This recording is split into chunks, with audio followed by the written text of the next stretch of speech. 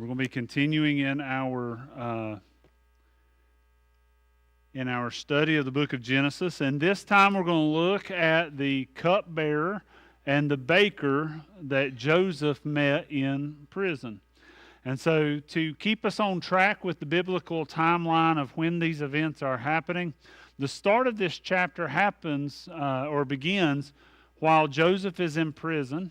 But chapter 41 tells us that Pharaoh had his dreams 2 years after the restoration of the cupbearer. So what that means is basically the last of the chapter is 2 years later. So the beginning of this chapter is in 1667 BC, and the end of the chapter will be, almost, it'll still be in 1667, but we know that the next chapter, 41, begins in 1665 BC. And so this would have meant that Joseph was in prison about 1 year before the events that we read about in Genesis chapter 40. So he's been in prison 8, 9, 10, 12 months when we pick up in chapter 40. And so we're going to look at this story, and then again, as always, look at the lessons that can be learned from the text. So look at verses 1 through 4 with me in Genesis 40, and we're going to look at the cupbearer and the baker in prison. It says, "After this, the king of Egypt's cupbearer and baker offended their master, the king of Egypt. Pharaoh was angry with his 2 officers, the chief cupbearer and the chief baker, and put them in custody in the house of the captain of the guards in the prison where Joseph was confined. The captain of the guards assigned Joseph to them as their personal assistant, and they were in custody for some time." So after this 8, 9, 10, 12 months of prison or imprisonment, we find that Pharaoh's cupbearer, the person who would actually hand him his cup, and the baker, the chief baker under Pharaoh's officers, they both offended Pharaoh somehow. We don't know what they did, but they did something, so bad that he had them thrown in prison. And as we read in verse 3, we're told that the prison that they were sent to was attached to the home of the captain of the guard, captain of the guards, and this is a man that we know his name from the previous chapters, and his name is Potiphar. And so we know that the captain of the guards' home had this prison attached to it.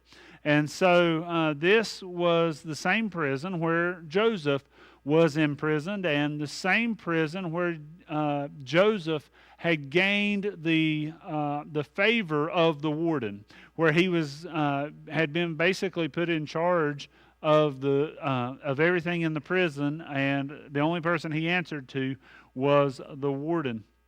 And so the cupbearer and the baker were both specifically assigned to Joseph for him to care for them while they were in prison.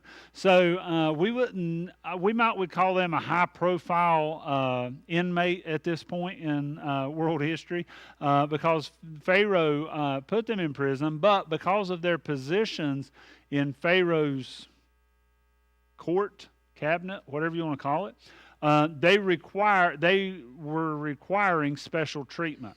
And so they remained under Joseph's care for an undetermined amount of time. All it said was and they were in custody for some time. We don't know how long that was before the events that start to unfold in verses from verse 5 forward. So look at verses 5 through 8. It says it tells us about the cupbearer and the baker both have dreams. It says, "The king of Egypt's cupbearer and baker, who were confined in the prison, each had a dream. Both had a dream on the same night, and each dream had its own meaning. When Joseph came to them in the morning, he saw that they looked distraught. So he asked Pharaoh's officers who were in custody with him in his master's house, 'Why do you look so sad today?' 'We had dreams,' they said to him, 'but there is no one to interpret them.' Then Joseph said to them, 'Don't interpretations belong to God? Tell me your dreams.'" So what we find is that after this undetermined amount of time, in prison, both the cupbearer and the baker both had different dreams on the same night. They had different dreams with different meanings, but they both had this dream that they just could not understand on the same night.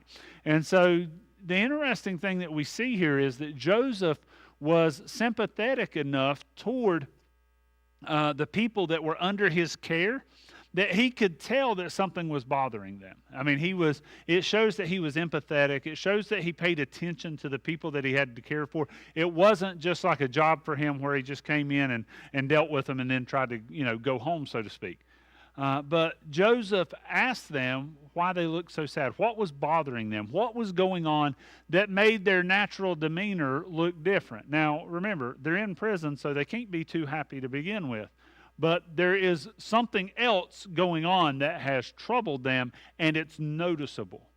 It's sort of like when your kids have done something wrong, and they know they've done something wrong, and they come in walking in like this the whole time, not wanting to make eye contact, and or they have that look on their face. You can just tell that they've done something, right? We know them better than they know themselves, even though they think we don't. But we know how that looks. Well, to Joseph, this was kind of like his kids.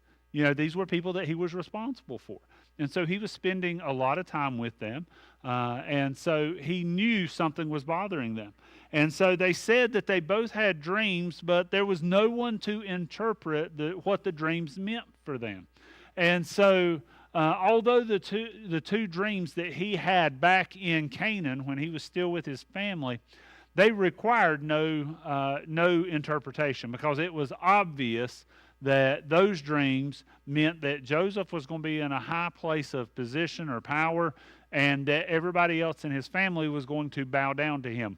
Those dreams they didn't need special interpretation. His father and his brothers even understood what the dreams were. So it was common sense with those. But here what we see is that Joseph was willing to help them, but he also gave credit for the source of the interpretations. He didn't want to take credit for it. He didn't want to get the glory for what the interpretations would say.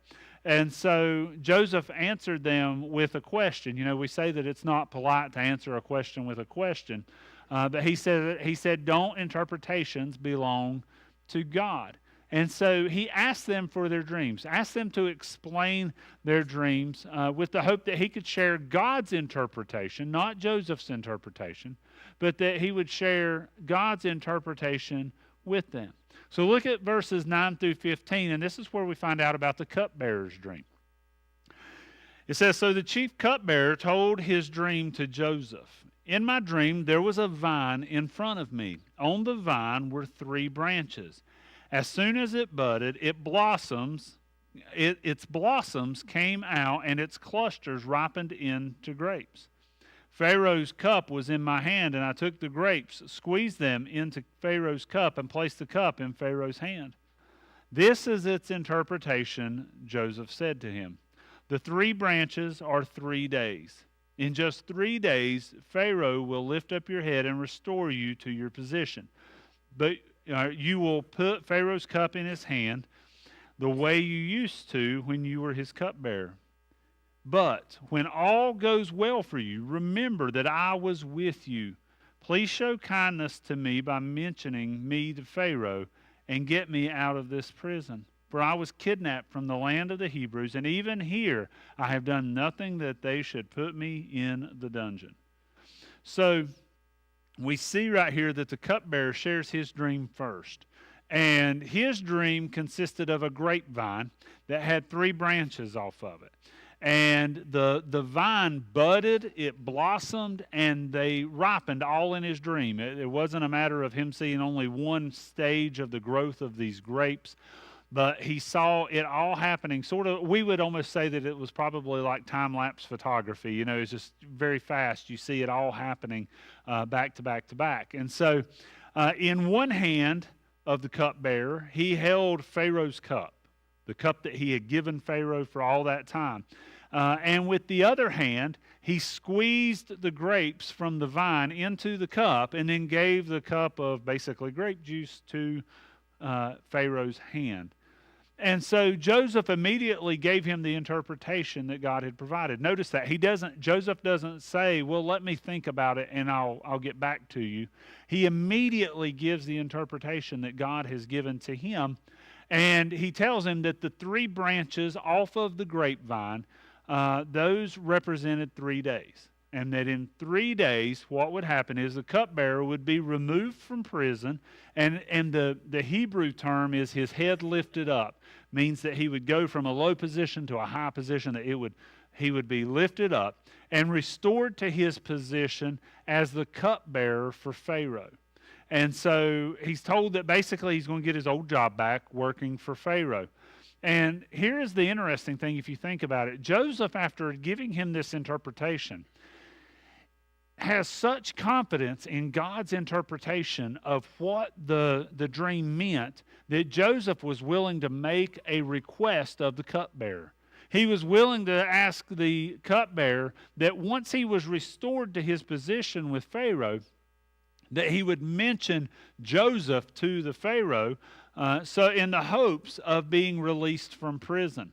So what we see is that Joseph is hoping that he will, that when the cupbearer goes back to serve Pharaoh, that the cupbearer will name drop Joseph to Pharaoh and be like, oh yeah, this guy who interpreted my dream and told me I would be here doing this again, yeah, he's a Hebrew, he was falsely imprisoned, and yeah, he really needs to get out of there. And so, that was what Joseph is hoping would happen. And he even pleads his case and stated that he had done nothing wrong to even be put in prison.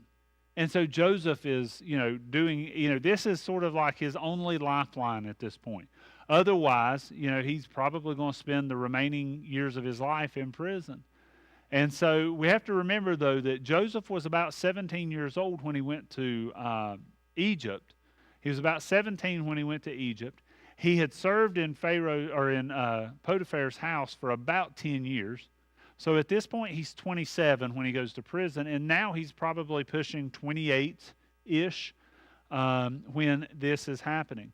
And so for him, he could spend the next 20, 30, 40 years in prison, depending on the conditions of the prison, and then die in prison without a lifeline being extended to him. And so for Joseph, this is his chance. This is his moment. He's trying to make the most of it.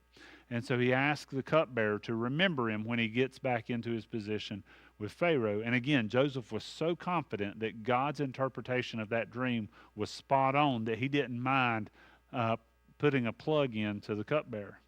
But let's look at verses 16 through 19 and look at what the baker's dream was. It says, beginning in verse 16, when the chief baker saw that the interpretation was positive, he said to Joseph, I also had a dream. 3 baskets of white bread were on my head. In the top basket were all sorts of baked goods for Pharaoh, but the birds were eating them out of the basket on my head. This is the interpretation, Joseph replied. The 3 baskets are 3 days. In just 3 days, Pharaoh will lift up your head from off of you and hang you on a tree. Then the birds will eat the flesh from your body. And so we can be sure that when the baker heard the cupbearer's interpretation, he's like, all right, he had 3 of something, I had 3 of something, I'm going to get restored to my position. He probably was on cloud 9 all of a sudden after he heard that interpretation for the cupbearer, and he probably naturally thought that his interpretation would be something similar, that he would be restored or something like that. And so he jumped at the chance. You can almost see him sort of pushing the cupbearer out of the way and saying, Joseph, this is what my dream was. He had to be very excited and jumped at the chance. And in his dream, what we find is that the baker had 3 baskets of white bread on his head. He just had them stacked up on his head. And in the top basket was baked goods, white bread for Pharaoh and Pharaoh alone. But instead of Pharaoh getting the bread like in the cupbearer's dream where he placed it in Pharaoh's hand, birds were eating the bread out of that top basket. And again, notice that Joseph does not hesitate, even though he's about to devastate this man's life. Joseph, just like when he discussed with his father, his brothers not doing what they were supposed to be doing, or giving the bad report, whatever that was. We know that outside of that, Joseph has no problem telling it like it is. And that's what we see here, is that that's what he does. He tells the baker the interpretation and says that the 3 baskets, like the 3 branches, represented 3 days. And in 3 days, what Joseph tells to the baker is that Pharaoh would lift up the baker's head and remove it from his body. And in that, he would hang his head on a tree or a pole, is what biblical scholars say that means. We typically think that it means like he was hung, like, hanged from a tree by a rope. It's actually his head was removed and placed on a pike or a pole or on a tree of some sort. And eventually what would happen is the birds would eat his flesh. That's what the scriptures tell us. And, when we read this, we read these 2 dreams, we read the 2 interpretations, and the interesting thing is we're not told anything about the response of the 2 men. They were both probably skeptical of Joseph to begin with. I mean, that's just a natural human reaction, probably thinking, yeah, this guy's, he don't know what he's talking about. And, the cupbearer's probably clinging to I hope he's right. I hope he's right. I'm going to get restored to my position. And the baker is probably saying, I hope he's wrong. I hope that he's misinterpreted, or that he doesn't have the right interpretation. And we can suspect that each of them waited with nervous anxiety for those 3 days to pass. One because he would be out of prison and restored, and the other because he'd be out of prison and executed. So let's look at verses 20 through 23, and this gives us the fate of the cupbearer and the baker. It says in verse 20, on the 3rd day, which was Pharaoh's birthday, he gave a feast for all his servants. He elevated the chief cupbearer and the chief baker among his servants. Excuse me. Pharaoh restored the chief cupbearer to his position as cupbearer, and he placed the cup in Pharaoh's hand. But Pharaoh hanged the chief baker just as Joseph had explained to them. Yet the chief cupbearer did not remember Joseph. He forgot him. So we see that 3 days after Joseph interprets these dreams for the cupbearer and the baker, we see that the 3rd day just happened to be Pharaoh's birthday, and it was being celebrated. And, he gave a feast for all of his servants. And as part of the festivities for the king or Pharaoh's birthday, as is sometimes the case as you read about in history and literature, they would sometimes release prisoners from prison. And in this case, it says he elevated, means he brought them out of prison, the cupbearer and the baker out of prison. And we read that the cupbearer was restored to his position, his place of service, just like he had been.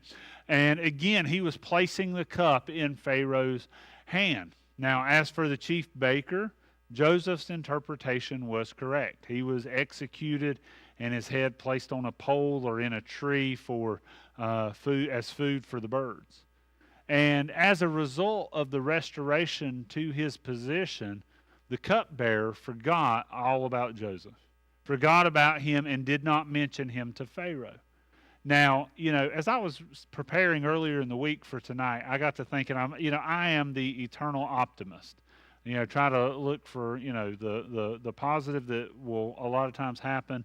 And I try not to be too cynical in regards to things. And I thought, it probably was just that the cupbearer gets into his position. He's like, I'm not going to test things right off the gate, right out of the gate, and I'm not going to say anything to Pharaoh, but I'll say something to him eventually. That was sort of my thought.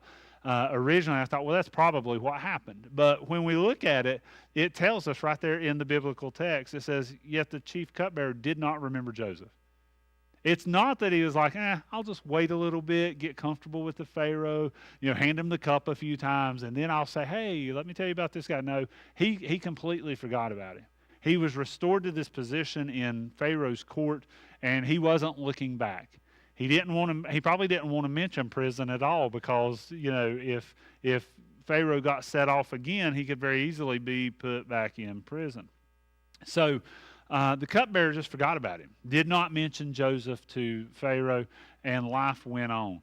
And as I said earlier, we'll see at the beginning of chapter 41, when we're able to look at it in the first Sunday night in January, we'll see that 2 more years passed from the time that the cupbearer is replaced is replaced in his position in Pharaoh's court, until Pharaoh has his famous dreams of the 7 years of famine and the 7 years of plenty.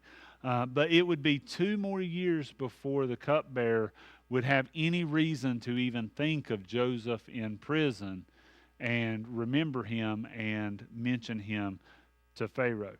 Now, as always, we're going to look at this text from the perspective of what lessons can we learn and apply to our life when it comes to the story or the text that we look at tonight. And, in Genesis 40, we learn that even difficult times in life are part of God's plan. We don't like that, though, do we? We don't like the fact that we have to go through the valleys sometimes, and that God uses those times in the valley as part of His plan. Because ultimately, where would we always like to be? Up on the mountaintop, right? We want to be, at that spiritual high, having taken teenagers to Fort Caswell for decades now. I can actually say that. That's scary. But having taken students to Fort Caswell, they come home on that last day the last day of camp, and they're coming home, and typically they're on a very big spiritual high, and they enjoy it because they've had a great week focused just on God, and it's been a time for them to worship and enjoy doing so. And the thing about it is, they come home, and then for a lot of them, especially if they're home, the ones that leave camp and come home, if their home life is less than ideal, they get hit in the face with reality maybe before they even get home from the parking lot at the church. And, and so they go from that spiritual high that they've been enjoying all week down to the valley. And that's what, that's not what we want to happen, because we, even though God uses those parts of our lives, those difficult parts as part of His plan, we still want to be up on the mountain. But I think that we would all agree that we learn more about who God is and who we are in relation to Him in the valley, more so than in our victories up on the mountaintop. But for about a year, what we see here is that Joseph had languished in prison, that he had gained the favor of the warden and been placed in charge of everything in the prison except for the warden. And so all of a sudden, what we see is, when the cupbearer is given this favorable interpretation, we see that that Joseph had this glimmer of hope about being released after interpreting that dream for the cupbearer. And with every passing day after the cupbearer was replaced in his position, that glimmer of hope lessened for Joseph. He's probably thinking, well, today's going to be the day. He's going to say something to Pharaoh, and I'm going to get out of here. And that would be day one. And then day two, he's like, well, I'm really hoping he is. And then, eventually, he never had hope on it. He probably never thought that nothing was really going to change for him. And eventually, he would have given up on the cupbearer saying anything to Pharaoh.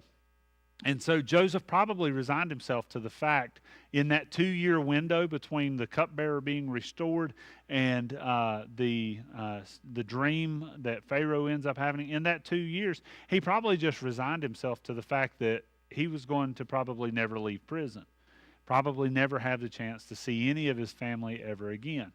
And that may have caused him to wonder about the dreams that he had had back in Canaan, and what that looked like and what that meant for him, in the long run. But ultimately, all that Joseph endured during his 3 years in prison, it was part of God's plan.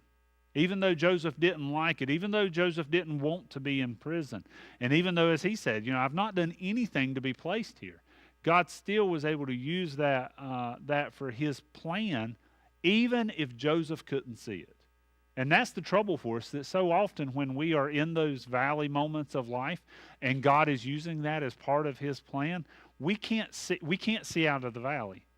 And that's okay, because the God that we serve is higher than we are, and his ways are higher than our ways. And so we have to trust that he can see the big picture, and that he does see the big picture when we can't see past, our own hand in front of our face when we're in the darkness of the valley.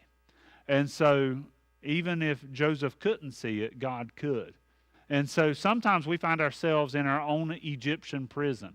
We find ourselves there due to the circumstances of life. Sometimes it's because of poor choices on our behalf, or maybe it's part of what God has ordained or sovereignly brought into our life.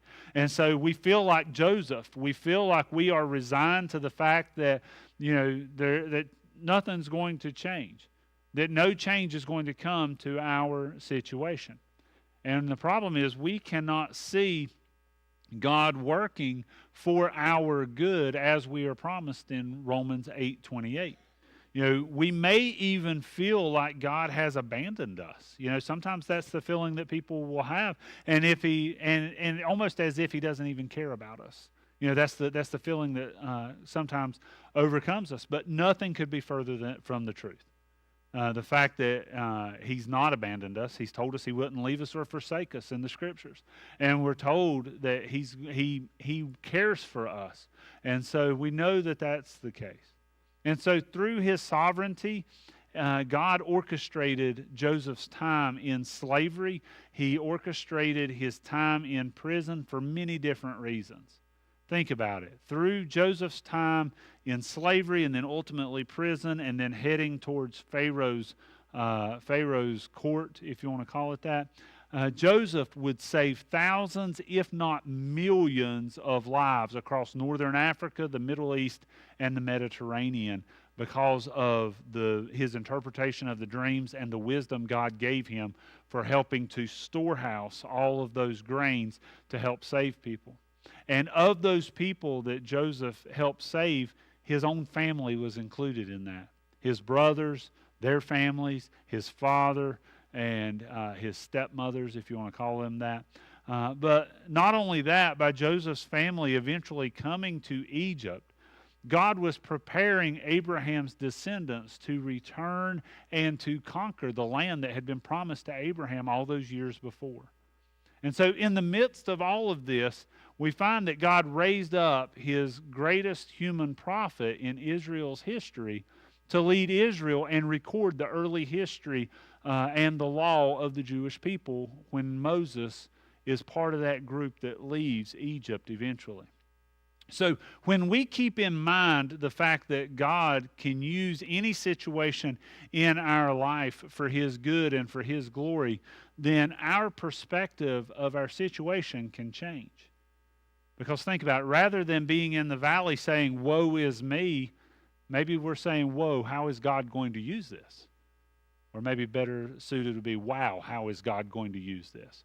Because we never know how God is going to use our situation, but our perspective of our situation can change if we remember that God can use it and will use it for his glory. One of the things that has stuck with me for almost 5 years now since Misty had her heart attack was the fact that not long after that I ran into one of Drew and Cooper's teachers from elementary school at Ingalls over on Conley Springs Road, and I was talking to her, and when I was talking with her, she said we actually ran into her and we were talking with her, and she was so glad that Misty was doing well, and she said during that whole thing, through the updates of that week or 10 days, she said every day at 7:00 we were getting online to find out about Misty's condition and what was going on, and she was talking about her and her husband, and she said that her husband knew some people in Montana that were believers in Montana and had asked them to be praying for Misty and our family and for our church. And so there was one particular day that I was delayed in being able to get my update out there on Misty's situation, and the people from Montana had called the boy's teacher's husband to find out if something was wrong, what was going on, and when they found out that the update had just been delayed, they were relieved and they were grateful because they had been praying. And so when I think about how God can use our situations, and it's dependent on our perspective of our situations, I'm reminded of that conversation because I think God was getting the glory because not only were people in Montana, but missionary friends of ours and others around the globe were praying for Misty and us and the boys, and even for you. And so, it's about that perspective change that we see that all of a sudden something that could have been catastrophic and devastating for our family and was traumatic, to say the very least. For us, we had to sort of change our perspective after talking with that lady that night, because it helped me to understand that my perspective of that situation needed to be different, because all of a sudden I could see that God was getting glory from it in a powerful way because of what He was doing in Misty's body and in our family and in our situation. And believers, in places that I will never see, people I will never know on this side of glory, were praying and going to the throne of God over that situation. And so it helps us when we realize that God's going to use our situation, no matter how dire, no matter how difficult it is. He can use it for His glory. And so, what we see is we see that God can use our story to really help rescue others at times as well, because we see that God can fulfill promises in the lives of others through us, and we even see that that God can use our story of faith to lead others to faith. And so when we think about how if our perspective changes, then we can see more of how God is using it. And a lot of times what that requires is in our moments of difficulty, or whatever you want to call it, our valley experiences, so often we get tunnel vision, don't we? And our tunnel vision is on who? It's on us, right? It's on me or my situation or whatever's going on, rather than having tunnel vision on the one who can actually use our situation and actually change our situation. And so I think the thing I would say is, don't be discouraged because you cannot see in the moment how God could be using your situation for His good and for His glory. But all we have to do is trust that He is using it, or that He will use it, whatever difficult situation we find ourselves in, and that He'll use it in a way that helps accomplish not only His will, but also His plan for our life, like we see He did with Joseph. So that is our study from Genesis chapter 40 tonight. Are there any questions?